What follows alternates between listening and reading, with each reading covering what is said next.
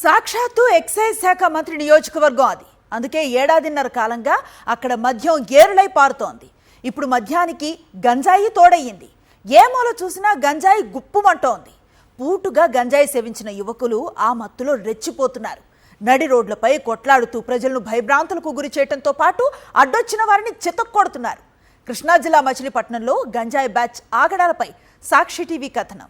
కృష్ణా జిల్లాలో ప్రశాంతతకు మారుపేరైన బందరు ఇప్పుడు గంజాయి బ్యాచ్ కు అడ్డాగా మారింది. గంజాయి మూకల ఆగడాలతో జనం బెంబేలెత్తిపోతున్నారు. తాజాగా కోనేరు సెంటర్ గణేష్ భవన్ వద్ద జరిగిన ఘటనే అందుకు ప్రత్యక్ష ఉదాహరణ.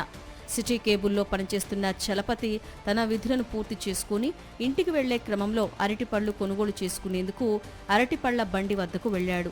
ఆ సమయంలో కొందరు యువకులు తీవ్రస్థాయిలో ఘర్షణ పడుతూ చలపతిపై పడ్డారు. ఎందుకు తనపై పడ్డారంటూ వారిని చలపతి ప్రశ్నించడంతో రెచ్చిపోయారు.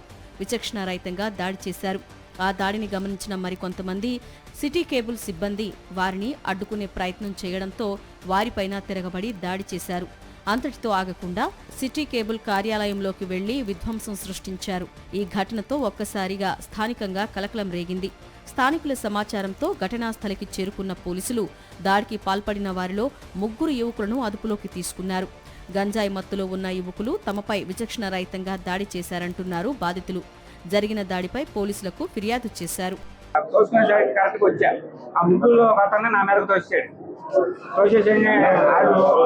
నన్ను మా ముగ్గురు కానీ నువ్వు కొడతానికి వచ్చావా అని ఆ ముగ్గురు ఏకమైపోయి నన్ను కొట్టేశాడు. ఆడు మట్టికి ముందు పోరాడుకుంటున్నారు. ఆ టైంకి నేను వెళ్ళి అక్కడ పక్కకే నాకు తెలియదు ఉన్నారు.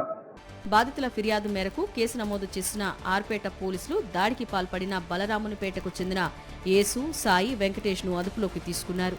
3 తమదైన స్టైల్లో నడి రోడ్డుపై నడిపించారు. దాడి ఘటన జరిగిన సిటీ కేబుల్ ఆఫీస్ నుంచి కోనేరు సెంటర్ మీదుగా బలరామునిపేట వరకు నిందితులను రోడ్డుపై నడిపించుకుంటూ పోలీస్ స్టేషన్కు తరలించారు. తమపై దాడి చేసిన వారు గంజాయి మత్తులో ఉన్నారని బాధితులు చెప్తుంటే పోలీసులు మాత్రం మద్యం మత్తులోనే ఈ దాడికి పాల్పడ్డారని చెప్పటం పలు సందేహాలకు తావిస్తోంది.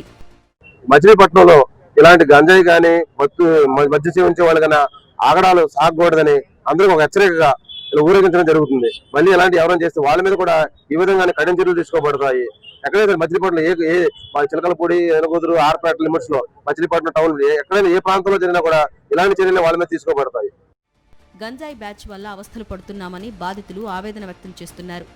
చిన్న విషయాలకే దాడులు చేస్తున్నారని ఆవేదన వ్యక్తం చేస్తున్నారు.